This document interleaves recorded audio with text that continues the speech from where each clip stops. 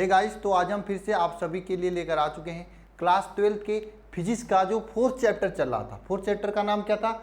वैद्युत आवेश तथा चुंबकत्व। ठीक है, गतिमान आवेश तथा चुंबकत्व। इस चैप्टर के जो अभी तक हमने पढ़ा था बायो-सेवर्ट के नियम के अनुप्रयोग तक के सभी महत्वपूर्ण ऑब्जेक्टिव और अति लघुत्तरीय प्रश्न आज हम आप सभी के लिए लेकर आया हूं। हाँ, क्वेश्चन की प्रैक्टिस करना बहुत ही आवश्यक है। जो भी पढ़ाई करते हो उस पढ़ाई अगर आपके एग्जाम में क्वेश्चन कैसे आते हैं और उस क्वेश्चन का आंसर कैसे देना है ये आपको जानना चाहिए। आज की इस लेक्चर में मैं आपको ये सिखाऊंगा। तो चलिए लेक्चर को स्टार्ट करते हैं। और साथ में मैं आप सभी को बता दूं, अगर आपको इसका पीडीएफ चाहिए तो टेलीग्राम चैनल पर चले जाना, वहां पर आपको पीडीएफ मिल जाएगा। टेलीग्राम चैनल का लिंक डिस्क्रिप्शन में है, या फिर आप सभी लोग गुलाम बैच को ज्वाइन कर लेना जो कि अल्फा इंस्टीट्यूट ऐप पर है। 100% फ्री है। ठीक है, तो चलिए क्वेश्चन को स्टार्ट करते हैं। क्या आप सभी लोग स्टार्ट हो? और कल से जो नेक्स्ट लेक्चर है उसी को कंटिन्यू करेंगे। ठीक है, आज हम लोग क्वेश्चन की प्रैक्टिस कर लेते हैं जो अभी तक हम लोग पढ़े हैं। देखो, प्रैक्टिस करते हुए पूरी तैयारी से हम लोग चलेंगे।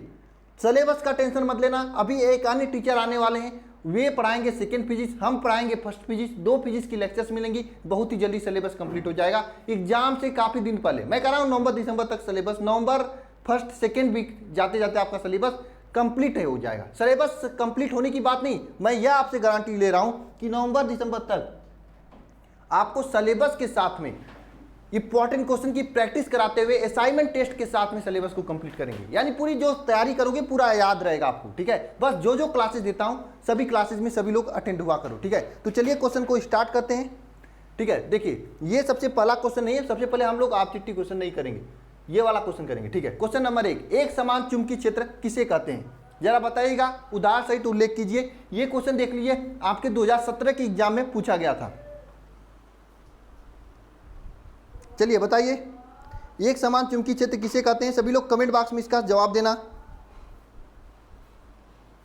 सभी लोग फटाफट कमेंट बॉक्स में इसका जवाब देना।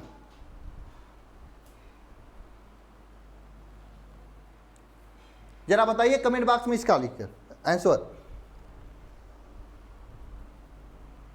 देखिए, एक समान चुंबकीय क्षेत्र क्या होता है? एक ऐसा क्षेत्र, जिस क्षेत्र में चुंबकीय बल रेखाएं समांतर तथा समदूरस्थ होती हैं उसे एक समान चुंबकीय क्षेत्र कहते हैं। एक ऐसा चुंबकीय क्षेत्र जहां पर चुंबकीय बल रेखाएं समांतर तथा समदूरस्थ हो उसे एक समान चुंबकीय क्षेत्र कहते हैं। आप लिखेंगे ऐसा चुंबकीय क्षेत्र जहां पर चुंबकीय बल रेखाएं समांतर तथा समदूरस्थ हों एक समान चुंबकीय क्षेत्र कहलाता है। कितने लोगों को यह क्वेश्चन आ रहा था? एक समान चुंबकीय क्षेत्र दिखाई नहीं दे रहा है? 1 मिनट दिखाई देगा, 1 मिनट दिखाई देगा। आप 1 मिनट रुकिएगा सर, 1 मिनट। चलिए, आपको दिखाई देगा, बिल्कुल अब तो दिखाई दे रहा है। अब तो आप लोगों को दिखाई दे रहा है। एक समान चुंबकीय क्षेत्र किसे कहते हैं? एक ऐसा चुंबकीय क्षेत्र जहां पे चुंबकीय बल रेखाएं क्या हो, समांतर हो तथा समदूरस्थ हो उसे क्या कहते हैं? एक समान चुंबकीय क्षेत्र कहते हैं। एग्जाम्पल के तौर पे एक समान चुंबकीय क्षेत्र का एक एग्जाम्पल है, क्या है? लंबी धारावाही परिनालिका। अभी आपको आगे पढ़ने को मिलेगा जब एम्पियर का परपति नियम हम आपको पढ़ाएंगे तो लंबी धारावाही परिनालिका के केंद्र पर चुंबकीय क्षेत्र, लंबी धारावाही परिनालिका के केंद्र पर चुंबकीय क्षेत्र। ठीक है, एक समान चुंबकीय क्षेत्र होता है। तो यहां पर एग्जाम्पल लिख लेना। एग्जामिनर आपको पूरा नंबर देगा। ठीक है, लंबी धारावाही परिनालिका के केंद्र पर चुंबकीय क्षेत्र। लंबी धारावाही परिनालिका के केंद्र पर चुंबकीय क्षेत्र। ठीक है, कोई लंबी धारावाही परिनालिका, उसके केंद्र पर चुंबकीय क्षेत्र कैसा होता है? एक समान चुंबकीय क्षेत्र होता है। चलिए नेक्स्ट क्वेश्चन की ओर चलते हैं। बताइए क्वेश्चन किसको किसको आ रहा था? ये क्वेश्चन देखिए, धारावाही परिनालिका के कारण उत्पन्न चुंबकीय क्षेत्र, धारावाही परिनालिका के कारण उत्पन्न चुंबकीय क्षेत्र में संबंध लिखिए, बायो-सेवर्ट के नियम लिखिए। ठीक है, 1 मिनट क्वेश्चन को हम फिर से पढ़ते हैं। क्या है क्वेश्चन?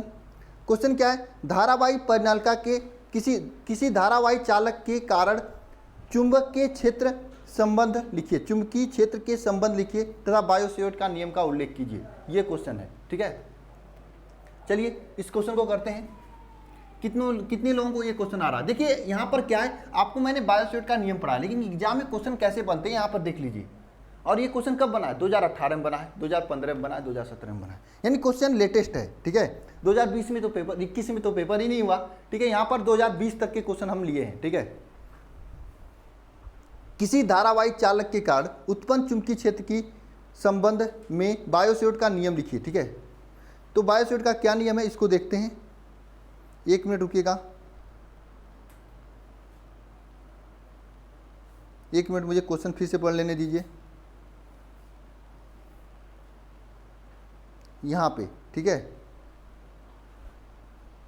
चलिए ये क्या, देखिए धारावाहिक परिनालिका के जो चुंबकीय क्षेत्र उत्पन्न होता है उस चुंबकीय क्षेत्र से संबंधित बायोस्वेट का नियम लिखना है आपको। तो क्या होता है बायोस्वेट का नियम? मैंने आपको कल भी बताया था, आज भी बता रहा हूँ। देखिए बायोस्वेट ने क्या बताया था, कोई अगर धारावाहिक परिनालिका, अरे परिनालिका का मतलब कोई तार है, इस तार में अगर वैद्युत धारा हम प्रवाहित करें, ये वैद्युत धारा हम प्रवाहित कर रहे हैं, जब वैद्युत धारा आई प्रवाहित करते हैं, अगर तार की लंबाई यल हो, लंबाई क्या हो, लंबाई, तार की लंबाई यल हो, धारा आई प्रवाहित करते हैं, तो इस तार के कारण कुछ दूरी पर स्थित कोई पी बिंदु है, मान लीजिए यहाँ से तार से आर दूरी पर स्थित है, आर दूरी पर बिंदु पी स्थित है, तो इस बिंदु पी पर हमें क्या ज्ञात करना है? चुंबकीय क्षेत्र की तीव्रता ज्ञात करना है। तो कैसे ज्ञात करेंगे? इन्हीं के नियम के अनुसार ज्ञात करेंगे। किस नियम के अनुसार ज्ञात करेंगे? बायोस्वेट के नियम के अनुसार ज्ञात करेंगे। कैसे ज्ञात करते हैं? बायोस्वेट ने इसका नियम दिया था। बायोस्वेट ने क्या नियम दिया था? बायोस्वेट ने बताया था इस धारावाहिक परिनालिका में जो चुंबकीय क्षेत्र उत्पन्न होगा, यह चुंबकीय क्षेत्र इसमें बहने वाला धारा आई के अनुक्रमानुपाती होगा, और इसकी लंबाई, देखिए पूरी धारावाहिक चालक की लंबाई के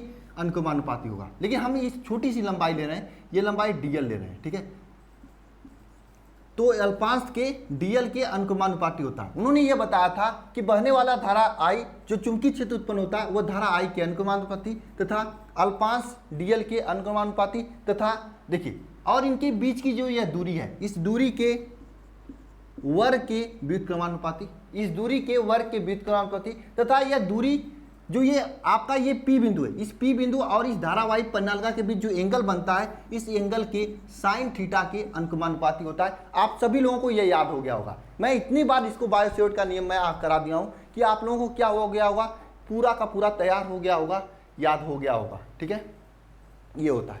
ठीक है, अब ये चारों समीकरण को अगर एक साथ आप लिखोगे तो क्या हो जाएगा? 4, इसको समीकरण नंबर 1 मानिए, इसको समीकरण नंबर 2, इसको समीकरण नंबर 3, इसको समीकरण नंबर 4, चारों को एक साथ लिखिए। b is equal to, b is proportional to क्या हो जाएगा? आई dl, जो ऊपर है ऊपर हो जाएगा साइन थीटा, नीचे क्या हो जाएगा? R square. ठीक है, अब देखिए ये प्रोपोर्शनल का चिन्ह है, इसको हटाना है। प्रोपोर्शनल के चिन्ह को हटाने के लिए इक्वल टू चिन्ह लगाते हैं और म्यू नॉट अपान 4 पाई यहाँ पे कांस्टेंट रखते हैं, आई dl साइन थीटा होता है। ये आपका किसका नियम हो गया? बायोस्वेट का नियम हो गया। क्वेश्चन नंबर 3 है, क्वेश्चन नंबर 2 आगे हो गया होगा अरेंजमेंट में। ठीक है, ये आपका कंप्लीट हुआ। यानी बायोस्वेट का नियम क्या है? बायोस्वेट का नियम क्या है बताइए? किसी धारावाहिक परिनालिका के कारण उत्पन्न चुंबकीय क्षेत्र mu naught upon 4 pi I dl sine theta upon r square, और इनका अनुप्रयोग भी लिखा था मैंने। अनुप्रयोग में क्या लिखा था जरा बताइएगा सभी लोग कमेंट बॉक्स में कमेंट करके। कोई ये धारावाहिक परिनालिका है, यहाँ पे कोई बिंदु पी स्थित है, यहाँ से देखिए इस तरह से एंगल बना रहा है, ये अल्फा है, ये अल्फा है, ये अल्फा है, ये बीटा है। तो बताइए इस धारावाहिक परिनालिका से ये दूरी पर कोई बिंदु पी स्थित है। कल के लेक्चर में मैं बताया था इसमें आई धारा बह रही है, तो बताइए यहाँ पर चुंबकीय क्षेत्र की तीव्रता क्या होगी? ये भी इनके अनुप्रयोग से हम लोग निकालते हैं। चलिए क्वेश्चन नंबर 3 चलते हैं, नेक्स्ट क्वेश्चन की ओर चलते हैं। ये क्वेश्चन है, ये क्वेश्चन तो मैंने आपको बताया ही था, मैंने बताया था, कुछ लोग कर रहे थे सर ये नहीं पूछता है, क्या नहीं पूछता है? ये क्वेश्चन नहीं पूछता है, ये क्वेश्चन नहीं पूछता है, लेकिन देखिए ये क्वेश्चन पूछता है, आपके सामने है। क्या है? √1 अपान म्यू नॉट अपसाइलन नॉट की विमा वेग के विमा के समान होती, ये दिखाना है आपको। ठीक है, यह आपको क्या करना है? दिखाना है। इसकी विमा जो है वेग की विमा के समान होता है। सबसे पहले हम लोग वेग का विमा लिखते हैं उसका, उसके बाद इसकी विमा निकालेंगे और दिखा देंगे कि इसकी विमा जो है आपके वेग के विमा के समान हो रहा है, इसकी विमा वेग के विमा के समान हो रहा है। ठीक है, देखिए वेग का विमा क्या होता है? वेग क्या होता है? वेग का विमा क्या होता है? v, इसका होता है LT-1, यह आपका वेग का विमा होता है, यही वेग का विमा होता है ना। अगर हम इसे सॉल्व करते हैं तो हमें क्या होना चाहिए? ये LT-1 आना चाहिए। तो आइए इसे सॉल्व करते हैं। देखिए सबसे पहले क्या है आपका 1 अपान √v² नहीं म्यू नॉट अपसाइलन नॉट, ये है 1/√μ0 एप्सिलॉन नॉट ये है, ठीक है। अब देखिए यहाँ पर आपको ये तभी निकाल सकते हैं जब इस μ0 का बीमा और एप्सिलॉन नॉट का बीमा आपको पता हो तो मैं यहाँ पर आपको μ0 का बीमा नहीं निकालने जाऊँगा क्योंकि समय एक्स्ट्रा लगेगा। मैं डायरेक्ट μ0 का बीमा लिख रहा हूँ यहाँ पर। μ0 का बीमा होता है, क्या होता है म्यू0 का बीमा, m। मैं लेक्चर में बताया था उस समय जब मैं चुंबकीय क्षेत्र पढ़ा रहा था, वहाँ पे μ0 का बीमा मैंने निकाला था, mL T-2 A-1 A-2, ये μ0 का बीमा होता है। और एप्सिलॉन नॉट का बीमा क्या होता है, एप्सिलॉन नॉट का बीमा होता है, नहीं आता है तो याद कर लो, ये याद करना पड़ेगा क्योंकि कंपटीशन एग्जाम में जब क्वेश्चन बनेंगे तो आप निकालोगे नहीं। m-1 L-3 T⁴ और A², यह आपका एप्सिलॉन नॉट का बीमा हुआ। यह μ0 का बीमा या एप्सिलॉन नॉट का बीमा, इन दोनों बीमा का एक साथ लिखते हैं और अंडर रूट करते हैं, 1 करते हैं, अंडर रूट में m करेंगे, L करेंगे, T-2 करेंगे, T-2 करेंगे, A-2 करेंगे, ठीक है। यह आपका μ0 का हो गया, यह आपका epsilon not, m-1 L-3 T⁴ A², यह आपका एप्सिलॉन नॉट का बीमा हुआ।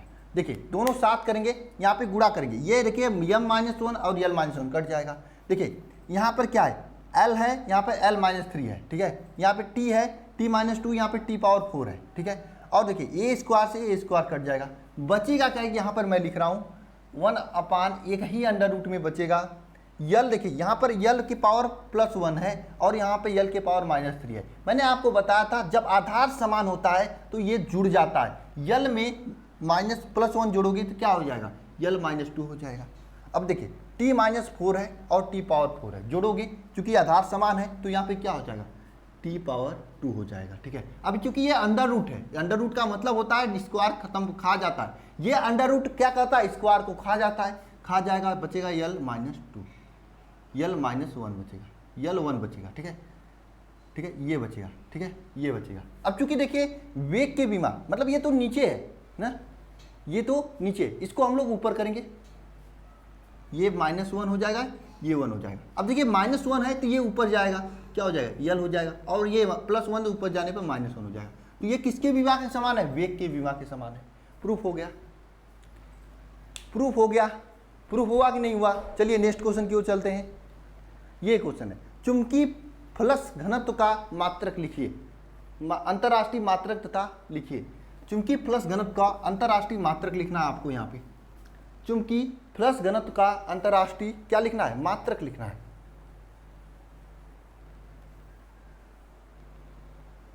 चुंबकीय फ्लक्स घनत्व का अंतरराष्ट्रीय मात्रक लिखना है।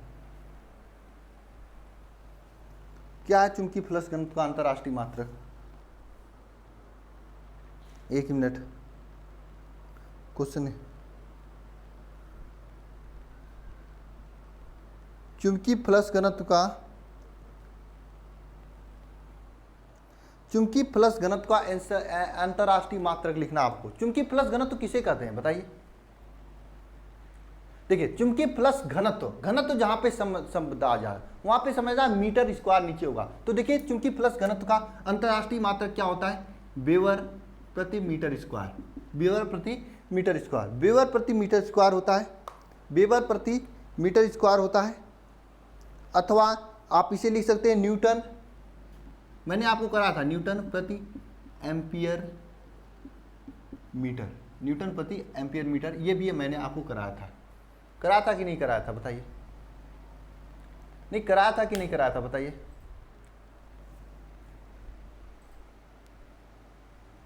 बताइए जरा, कराया था कि नहीं कराया था, जरा बताइए कमेंट बॉक्स में कमेंट करके सभी लोग।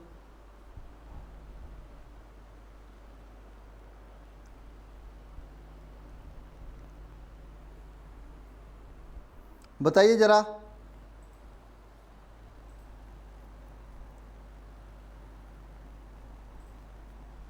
कुछ लोग पूछ रहे हैं सर कैसे ज्ञात करोगे, ठीक है चलिए कैसे ज्ञात करोगे। F इज इक्वल टू क्या होता है, Q V B ये होता है, यही आप चुंबकीय क्षेत्र आपका यह है, इसी का आपको मात्रक ज्ञात करना। मैं इस वाले मात्रक को ज्ञात करा क्योंकि ये तो आप लोगों को याद ही होगा, मुझे मालूम है। देखिए F is equal to Q V B होता है, होता है ना क्यू वी, नहीं पता है तो याद कर लो, आगे मैं फिर से बताऊंगा वैसे, ठीक है। यहाँ से देखिए बी का मात्रक चाहिए तो यफ अपान क्या हो जाएगा, क्यू इंटू वी हो जाएगा, ठीक है। अब यहाँ से देखिए यफ का मात्रक क्या होता है, न्यूटन, क्यू का मात्रक क्या होता है, कूलाम, और वी का मात्रक क्या होता है, मीटर और सेकेंड, मीटर प्रति सेकेंड होता है। अब के क्यू देखिए यहाँ पर कूलाम बटे सेकेंड, इसका मान होता है एम्पियर, ठीक है, इसका मान एम्पियर होता है। कैसे होता है, धारा आई इज इक्वल टू क्या होता है, Q is equal to I T होता है। यहाँ से आई इज इक्वल टू क्या हो जाएगा, क्यू अपान टी, तो धारा I is equal to Q upon T होता है। क्यू अपान टी का मतलब कूलाम प्रति सेकेंड, तो यहाँ से देखिए कूलाम प्रति सेकेंड नीचे हो जाएगा, ये सेकेंड नीचे है तो नीचे हो जाएगा, तो इसे हम लोग लिख सकते हैं न्यूटन प्रति एम्पियर मीटर, न्यूटन प्रति एम्पियर मीटर, इसे लिख सकते हैं, इसे लिख सकते हैं न्यूटन प्रति एम्पियर मीटर। बोलिए समझ में आया सभी को। चलिए नेक्स्ट क्वेश्चन की ओर चलते हैं। क्वेश्चन नंबर, देखिए इसका बीमी सूत्र लिखना है, म्यू नॉट एप्सिलॉन नॉट का बीमी सूत्र लिखना है। तो मैंने अभी आपको म्यू नॉट एप्सिलॉन नॉट का बीमी सूत्र निकाला था ना, under root mu naught epsilon naught, तो वहाँ से आप लोग निकाल लेना, इजी क्वेश्चन है, ठीक है। चलिए नेक्स्ट क्वेश्चन की ओर चलते हैं। ये क्वेश्चन है, क्वेश्चन क्या है, कोई धारावाही अल्पांश है डीएल लंबाई की, इससे आर दूरी पर उत्पन्न चुंबकीय क्षेत्र के लिए बायो-सेवर्ट के नियम का सदिश स्वरूप लिखिए। इसे मारिए आप लोग स्टार क्वेश्चन, क्योंकि 2017 के बाद ये दोबारा नहीं पूछा गया है और क्वेश्चन इंपॉर्टेंट है, एग्जाम में पूछा जा सकता है। इसमें आपके बायो-सेवर्ट के नियम का सदिश स्वरूप लिखना है। मैं आपको क्लास में नहीं कराया था इसे, आप लोग लिखिए बायो-सेवर्ट के नियम का सदिश स्वरूप, बायो-सेवर्ट के नियम का सदिश स्वरूप। बायो-सेवर्ट के नियम का सदिश स्वरूप क्या होता है जानते हैं, बी इज इक्वल टू होता है mu naught upon 4 pi I D L cross r upon r cube, ठीक है। ये होता है बायो-सेवर्ट के नियम का सदिश स्वरूप। आप इसे डायरेक्ट याद कर लीजिए, बायो-सेवर्ट के नियम का सदिश स्वरूप। इसे समझने लगेंगे, समझा तो देंगे हम, समय फालतू का लगेगा, क्वेश्चन 1 नंबर का पूछेगा तो समय लगाने से क्या फायदा, ठीक है। इसे हो गया आप सभी को। चलिए नेक्स्ट क्वेश्चन की ओर चलते हैं। नेक्स्ट क्वेश्चन आपको नहीं दिखाई दे रहा, इसको हम नीचे करते हैं थोड़ा सा। क्वेश्चन क्या है, पढ़िए इस क्वेश्चन को, क्वेश्चन को पढ़िए सभी लोग। क्वेश्चन क्या है, क्वेश्चन क्या है, पढ़िए जरा सभी लोग। क्वेश्चन क्या है कि निर्वात की चुंबकशीलता का मात्रक तथा विमा लिखिए। निर्वात की चुंबकशीलता म्यू नॉट का आपको मात्रक तथा विमा लिखना है, नहीं बस मात्रक तथा विमा लिखिए। देखिए निर्वात की चुंबकशीलता म्यू नॉट की आपको मात्रक तथा विमा लिखना है। देखिए चुंबकीय क्षेत्र बी इज इक्वल होता है mu naught upon 4 pi dl I dl sine theta upon r square. यहाँ से इसकी आप लोग आसानी से मात्रक ज्ञात कर सकते हैं। क्या ज्ञात कर सकते हैं, मात्रक ज्ञात कर सकते हैं। देखिए यह म्यू नॉट का आपका मात्रक चाहिए, तो कैसे ज्ञात करेंगे मात्रक से, ध्यान देना सभी लोग। इस म्यू नॉट का आपको मात्रक चाहिए, इस म्यू नॉट का, तो म्यू नॉट को वहाँ पे रहने देंगे। देखिए बी हो जाएगा इंटू आर स्क्वायर हो जाएगा, क्योंकि ये देखिए ये 4 पाई कांस्टेंट इसका मात्रक नहीं होता, इसीलिए इसी को नहीं रखेंगे। यहाँ पे साइन थीटा कांस्टेंट, इसे भी नहीं रखेंगे क्योंकि ये कांस्टेंट है, इसका मात्रक नहीं होता है। आई डी एल को नीचे रखेंगे, आई डी एल, ठीक है। अब देखिए बी का मात्रक अभी आपने निकाला था क्या, न्यूटन प्रति एम्पियर मीटर, चूंकि प्लस घनत्व तो यही होता है, ठीक है। अब देखिए ये आर स्क्वायर है, तो आर स्क्वायर का मात्रक क्या हो जाएगा, मीटर स्क्वायर, क्योंकि आर मतलब दूरी होता है, मीटर स्क्वायर। नीचे क्या हो जाएगा, आई मतलब ये एम्पियर स्क्वायर हो जाएगा, एम्पियर। आई मतलब धारा एम्पियर होता है। डीएल मतलब क्या होता है, डीएल का मतलब होता है लंबाई का मतलब होता है डीएल, लंबाई का मतलब होता है मीटर होता है, ठीक है। अब देखिए यह आपका ये मीटर से मीटर जाएगा, कट जाएगा ना, बचेगा क्या यहाँ पे, 1 मीटर ऊपर बचेगा, 1 मीटर यह बचेगा, 1 मीटर ऊपर बचेगा और 1 मीटर नीचे बचेगा, ठीक है। और यह भी मीटर इस मीटर से जाएगा कट, ठीक है। तो क्या बचेगा, क्या हो जाएगा बताइए, यहां से हो जाएगा न्यूटन प्रति एम्पियर स्क्वायर। ये आपको काटने आया कि नहीं आया? देखिए यह आपको काटने आया कि नहीं आया है बताइए। ये मीटर स्क्वायर है, यह मीटर और यह मीटर, 2 मीटर हो जाएंगे, इस मीटर स्क्वायर से कट जाएगा, यह एम्पियर स्क्वायर नीचे बचेगा, ये इसका मात्रक हुआ। ठीक है, इसका बीमा लिखना है तो बीमा होता है ML_T-3A²। इसे याद कर लेना, ML_T-3A², ये इसका बीमा होता है। नेक्स्ट क्वेश्चन की ओर चलते हैं। नेक्स्ट क्वेश्चन आपका ऑब्जेक्टिव क्वेश्चन है। इस क्वेश्चन को पूरा देखते हैं, 1 मिनट। चौथा ऑप्शन नहीं दिखाई दे रहा है, मैं आपको दिखा रहा हूं।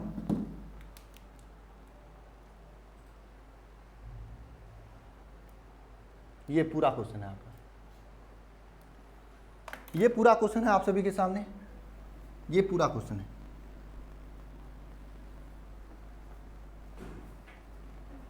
चलिए ये क्वेश्चन पूरा है। अब दिखाई दे रहा है, धारावाही के चारों तरफ उत्पन्न चुंबकीय क्षेत्र उत्पन्न की जा सकती है। चुंबकीय क्षेत्र कैसे उत्पन्न की जा सकती है? देखिए ऐसे ही क्वेश्चन आपके एग्जाम में पूछे जाते हैं, आप लोग पढ़े रहते हो, लेकिन क्वेश्चन की जब तक प्रैक्टिस नहीं करोगे तब तक आप अच्छे एग्जाम में क्वेश्चन नहीं कर पाओगे, अच्छे मार्क नहीं प्राप्त कर पाओगे। देखिए ऐसे क्वेश्चन पूछे जाते हैं और आप लोग हो जाते हो गोल। क्या हो जाते हैं? गोल। क्वेश्चन मुझे ऑप्शन दिख नहीं रहा है, ठीक है, हाँ ये क्वेश्चन है। चलिए,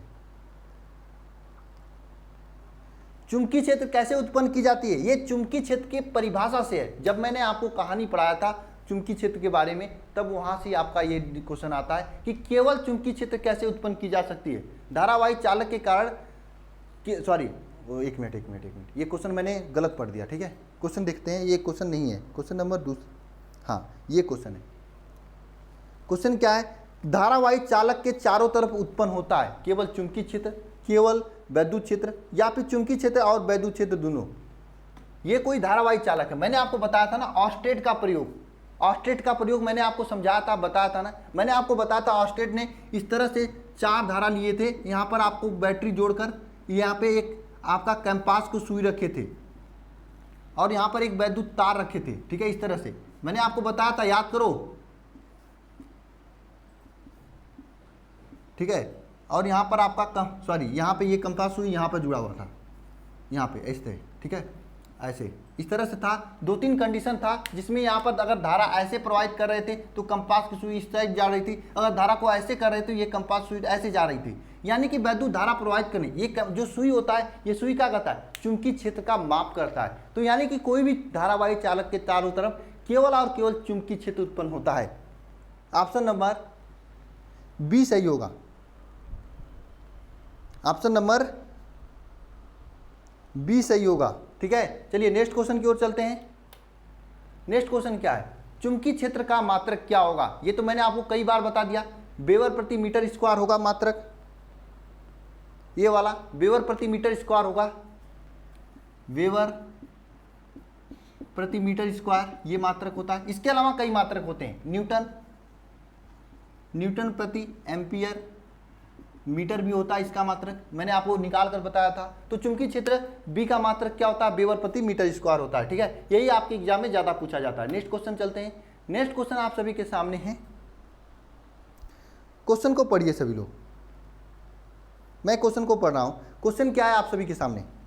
क्वेश्चन है कि एक इलेक्ट्रॉन तथा एक प्रोटॉन जिनकी गतिज ऊर्जाएं समान है, जिनकी गतिज ऊर्जाएं समान है, ठीक है, एक समान चुंबकीय क्षेत्र में लंबवत प्रवेश करते हैं, इसकी पथ की त्रिज्या क्या होगी? किस पथ की त्रिज्या किसकी अधिक होगी? ठीक है, ये पूछा गया। देखिए इस क्वेश्चन को मैं कर रहा हूं स्किप, क्योंकि ये क्वेश्चन अभी मैं आपको त्रिज्या वगैरह निकालने वाली बात नहीं बताया हूं। अभी ये भी नहीं बताया कोई इलेक्ट्रॉन और कोई चीज अगर लंबवत किसी माध्यम में प्रवेश करता है तो उसकी गति या उसकी दिशा क्या होता है। ठीक है, और हाँ इसका आंसर की बात करें तो इसमें इलेक्ट्रॉन का जो त्रिज्या होती है वह नहीं, प्रोटॉन की त्रिज्या अधिक होगी, क्योंकि प्रोटॉन का द्रव्यमान अधिक होता है। ठीक है, इलेक्ट्रॉन से। ठीक है, क्योंकि त्रिज्या जो होता है यह आपका R = mv अपान QB पर निर्भर करता है, mv/QB पर निर्भर करता है। ये है आपका। ठीक है, इसको हम रब करते हैं। ये छोटी सी क्वेश्चन थी, इसको जब मैं ये कंसेप्ट बता दूंगा तो आप क्लियर कर लोगे अपने से। ठीक है, नेक्स्ट क्वेश्चन करते हैं, ये वाला। ये क्वेश्चन देखिए, इसका आंसर क्या होगा? इसका आंसर क्या होगा बताइए जरा। पीडीएफ इसका मैं टेलीग्राम चैनल पर गुलाम बैच में दे दूंगा। इसका आंसर क्या होगा बताइए? इसका आंसर क्या होगा? आपको मैंने बताया था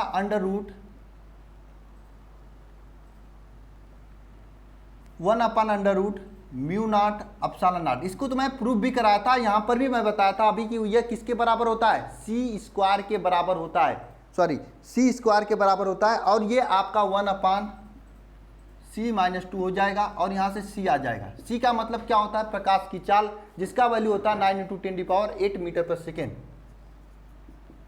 सॉरी 3 × 10⁸ मीटर पर सेकेंड, मीटर प्रति सेकेंड। ये आपका आंसर होगा इसका, 3 × 10⁸ मीटर प्रति सेकेंड हो जाएगा। चलिए नेक्स्ट क्वेश्चन की ओर चलते हैं। देखिए, एक चुंबकीय क्षेत्र उत्पन्न किया जा सकता है। इस क्वेश्चन पर मैं पिछली साल जब पिछला बैच पढ़ा रहा था, ये क्वेश्चन मैं टेस्ट में दिया हुआ था और इस साल भी मैं किसी न किसी टेस्ट में जरूर ये क्वेश्चन दूंगा। और ये क्वेश्चन इंपॉर्टेंट है, थोड़ा कंफ्यूजन है, चुंबकीय क्षेत्र कैसे उत्पन्न किया जा सकता है। आप लोग इस क्वेश्चन का आंसर क्या मानते हो? फर्स्ट वाला ऑप्शन सही हुआ, केवल गतिमान आवेश के कारण चुंबकीय क्षेत्र उत्पन्न होता है, बदलते हुए विद्युत क्षेत्र के कारण चुंबकीय क्षेत्र उत्पन्न नहीं होता है। केवल और केवल गतिमान आवेश के कारण चुंबकीय क्षेत्र उत्पन्न होगा। ऑप्शन नंबर ए सही होगा। ठीक है, चलिए नेक्स्ट क्वेश्चन की ओर चलते हैं। नेक्स्ट क्वेश्चन ये है आपका 2015 में पूछा गया क्वेश्चन। ठीक है, इसमें आपसे पूछा गया है हीलियम परमाणु का, हीलियम परमाणु का नाभिक कितना है, नाभिक की त्रिज्या कितना है, 0 दिखाई दे रहा है यहाँ पे 0.8 मीटर है। हीलियम परमाणु के नाभिक की त्रिज्या 0.1 मीटर है। वृत्त के प्रति सेकंड चक्कर लगाता है, तो वृत्त के केंद्र पर उत्पन्न चुंबकीय क्षेत्र का मान आपको ज्ञात करना है। देखिए, वृत्त के केंद्र पर उत्पन्न चुंबकीय क्षेत्र का मान ज्ञात करना है। ये क्वेश्चन थोड़ा सा टफ है, अच्छा क्वेश्चन है, एक बार आप लोग अपने से ट्राई करें। क्या आपको होमवर्क दे दूं ये क्वेश्चन?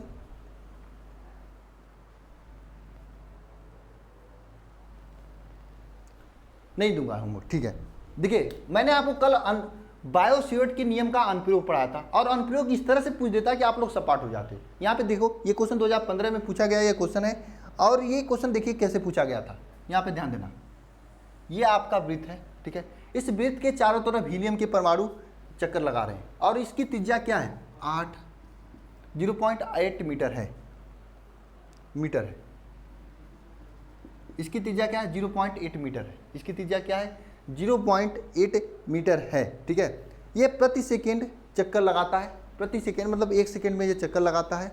ठीक है, इस में उत्पन्न चुंबकीय क्षेत्र का मान ज्ञात करना है। चुंबकीय क्षेत्र का मान B = क्या होता है, म्यू नॉट I/2R। क्या होता है, किसी वृत्त के कारण चुंबकीय क्षेत्र म्यू नॉट का B का मान क्या होता है, म्यू नॉट I/2R। मैंने कल आपको बताया था लेक्चर के दौरान, क्या किसी भी वृत्त के अंदर चुंबकीय क्षेत्र B का मान म्यू नॉट I/2R होता है। अब म्यू नॉट I/2R ये जो वैल्यू होता है, इसमें I का वैल्यू तो आपको दिया नहीं है, लेकिन दिया है, आपको मालूम नहीं है। देखिए, हीलियम जो होता है, हीलियम में 2 इलेक्ट्रॉन होते हैं और ये प्रति सेकंड चक्कर लगाता है, मतलब 1 सेकंड। अब देखिए, Q = क्या होता है, I = होता है Q/T। Q क्या होता है, आवेश, 2 इलेक्ट्रॉन, और T क्या है, प्रति सेकंड चक्कर लगा रहे हैं। तो I का वैल्यू क्या हो गया, 2E/1। यहाँ पर क्वेश्चन में आप लोग I का वैल्यू 2E/1 रखेंगे। ठीक है, तो यहाँ पे चुंबकीय क्षेत्र B का वैल्यू क्या हो जाएगा, म्यू नॉट 2E/2R। ठीक है, R का वैल्यू यहाँ पे रख दीजिए 0.8 मीटर। ठीक है, अब इसे सॉल्व कर लीजिए सभी लोग। यहाँ पर आप इसे लिख सकते हो mu naught into 1.6 × 10⁻⁻19 into 2/2 into 0.8। ठीक है, अब इसे आप लोग सॉल्व करोगे, जब इसे सॉल्व करोगे तो आंसर आ जाएगा, एक ऑप्शन इसमें सही होगा। ठीक है, चलिए नेक्स्ट क्वेश्चन की ओर चलते हैं। नेक्स्ट क्वेश्चन नहीं है आपका, यही सभी क्वेश्चंस हैं। ठीक है, चलिए ये सभी क्वेश्चंस हैं आप सभी के। तो आज के इस लेक्चर में बस इतना ही, मिलते हैं नेक्स्ट लेक्चर में। लेक्चर देखने के लिए आप सभी को बहुत बहुत धन्यवाद, थैंक यू, ओके।